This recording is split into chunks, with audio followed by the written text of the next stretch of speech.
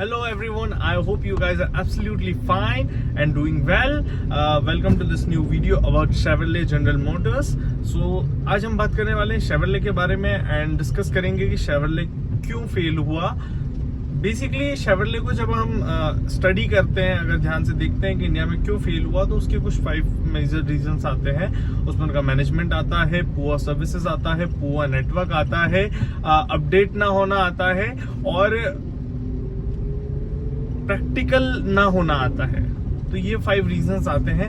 अब अगर इनको हम सम अप करके डिस्कस करें तो बेसिकली Chevrolet जब इंडिया में एंटर हुआ तो Chevrolet की इमेज बहुत ही डिफरेंट थी. इंडियन मार्केट खुला हुआ था सारे इंटरनेशनल ब्रांड्स के लिए, तो Chevrolet भी एक ब्रांड था जो कि वेलकम किया इंडिया ने और काफी अच्छी प्रोसेस के साथ Chevrolet आया था इंडिया में. लेकिन टाइम के साथ साथ Chevrolet की जो थ्रेड्स बढ़ते गए, जैसे कि पुअर मैनेजमेंट. जब हम Chevrolet की सर्विसेज के बारे में या मैनेजमेंट के बारे में ध्यान से पढ़ेंगे तो हम देखेंगे और जानेंगे कि Chevrolet जो है वो बहुत ही लंबे टाइम से इंडिया में था, लेकिन फिर भी अपने मैनेजमेंट को इम्प्रूव नहीं कर पाया. बहुत सारी चीजें Chevrolet में हुई, बहुत सारे अपडेट्स Chevrolet में हुए, लेकिन वो updates up to the mark नहीं थे. मैनेजमेंट ने जो डिसीजंस लिए वो अप टू द मार्क नहीं थे, वो मार्केट की रिक्वायरमेंट नहीं थे, जिनकी वजह से Chevrolet एक बहुत ही बड़े ट्रैप में जाता गया. इसके साथ साथ जब Chevrolet के मैनेजमेंट टीम ने डिसीजंस लेना भी स्टार्ट किए तो ऐसे डिसीजंस लिए जो कि मार्केट की नीड ही नहीं थे. जैसे एंजॉय को आप देख लीजिए, क्रूज जब लॉन्च हुई तो क्रूज का जो मार्केट ऑडियंस थे, टारगेटेड मार्केट था, उसके अकॉर्डिंग क्रूज को उन्होंने लॉन्च किया, लेकिन मार्केट नहीं कर पाए. मतलब आप ऑडियंस को जो चाहिए, कस्टमर को जो चाहिए वो दे रहे हो, लेकिन आप रीच नहीं बढ़ा पा रहे. What is this? This is a biggest failure you can say. So Chevrolet ने बहुत बड़ी गलती करी मार्केट में अपनी प्रेजेंस ना रखकर, अपने अच्छे डीलर्स ना रखकर.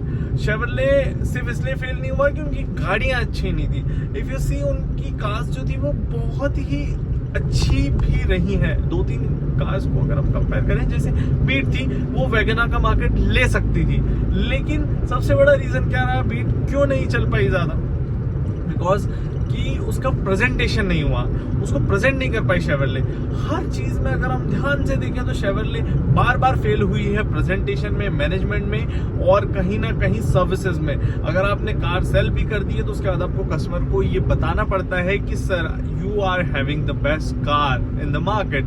सो उसके लिए आपको सर्विसेज देना पड़ती है, उसके लिए आपको एक्सपीरियंस देना पड़ता है, उसके लिए आपको एक वेल कनेक्टेड नेटवर्क रखना पड़ता है, ताकि कस्टमर किसी भी कोने में कंट्री के अगर परेशान हो रहा है तो उसको आप सर्विसेज दे पाओ, उसको आप बता पाओ कि कस्टमर ने एक बहुत अच्छा डिसीजन लिया है, आपको ऑप्शन में रखकर, आपको चांस देकर. लेकिन ये गलती Chevrolet करता गया, कस्टमर्स परेशान होते गए, कस्टमर्स बार बार सोशल हैंडल्स पे भी बताते गए कि please help us, please improve your services.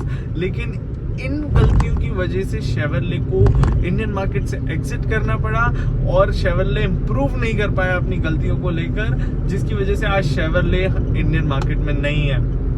तो अगर हम सम अप करते हैं इसको, तो Chevrolet ने इंप्रूव नहीं किया, अपडेट नहीं किया. अगर आप आज भी Chevrolet की जो लास्ट सोल्ड कार्स थी, अगर उनको देखोगे तो उस टाइम की दूसरी कार्स के कंपैरिजन में बहुत ही लीस्ट अपडेटेड कार्स थी. उनके फंक्शंस, उनके फीचर्स जो थे वो बहुत ही कम थे प्राइस रेंज के अकॉर्डिंग, जो कि बहुत ही गलत है. अगर आप किसी प्राइस रेंज की कार सेल कर रहे हो किसी कस्टमर को, तो उसमें आपकी गाड़ी बेस्ट होगी, तभी तो कोई कस्टमर सेटिस्फाई होगा. लेकिन उन्होंने वो एक बहुत बड़ी गलती करी, जिसकी वजह से गाड़ियों की सेल जो है वो डिक्लाइन होती गई, कंपनी को लॉस उठाना पड़े और कंपनी को फिर एग्जिट लेना पड़ा. तो उन्होंने अपडेट नहीं किया, फीचर्स भी अपडेट नहीं किए, टेक्नोलॉजी अडॉप्ट नहीं की, मार्केट की नीड को नहीं समझा, मैनेजमेंट पुअर रहा. ये ऐसे बड़े रीजंस हैं जिसकी वजह से Chevrolet को इंडियन मार्केट से जाना पड़ा. ये एक शॉर्ट 5 to 6 मिनट का वीडियो मैंने बनाया है, जिसमें मैंने ये एक्सप्लेन किया कि कैसे Chevrolet ने अपने आप को अपडेट ना कर नोकिया की तरह, we are having a mobile brand जिससे हम कंपेयर कर सकते हैं Chevrolet को, क्योंकि ऑलमोस्ट सेम मिस्टेक्स इन्होंने की हैं. नोकिया ने सेम चीज मोबाइल इंडस्ट्री में की, अब नोकिया अपनी इमेज को चेंज कर रहा है.